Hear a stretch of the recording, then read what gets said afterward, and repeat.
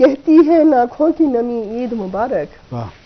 تم آئے نہیں تم کو بڑی عید مبارک، جس عید پہ ہنستے ہوئے چہرے سے ملو تم، جو تم کو خوش آ جائے وہی عید مبارک، اور ممکن ہے کسی عید پہ آ جائے وہ ملنے، ممکن ہے کسی عید پہ آ جائے وہ ملنے، ممکن ہے کہ ہو جائے کوئی عید مبارک، اور مدت کے بعد آج خوشی آئی ہے گھر میں، مدت کے بعد آج خوشی آئی ہے گھر میں،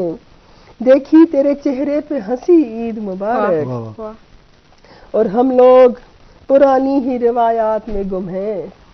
ہم لوگ پرانی ہی روایات میں گم ہیں، اور تم کو زمانے میں نئی عید مبارک،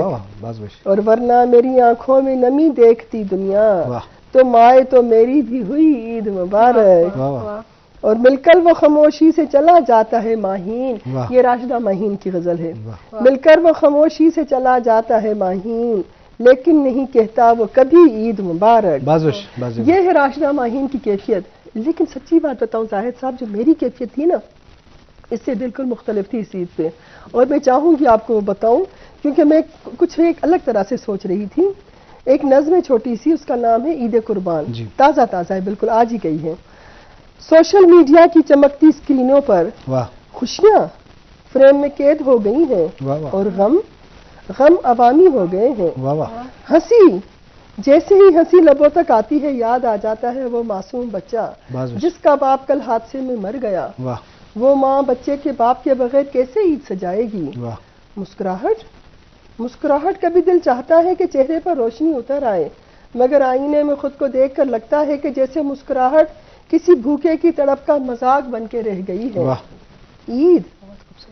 پر نیت باندھی بکرا خریدنے کی، مگر بازار کی روشنیوں میں کسی بچے کی حسرت بھری آنکھیں میری قربانی کی نیت کا رنگ چرا کر لے گئیں۔ ایسا لگا کہ جیسے وہ آنکھیں سوال کر رہی ہوں کہ کیا تم سب واقعی مسلمان ہو؟ کیا یہ خوشیاں تمہیں راس آتی ہیں؟ تو پھر عید بھی ایک رسم لگتی ہے، جیسے ہنسی، جیسے خوشی، جیسے جیون کا کوئی جھوٹا اشتہار کھوکھلی ہنسی کے ساتھ۔ بہت شکریہ۔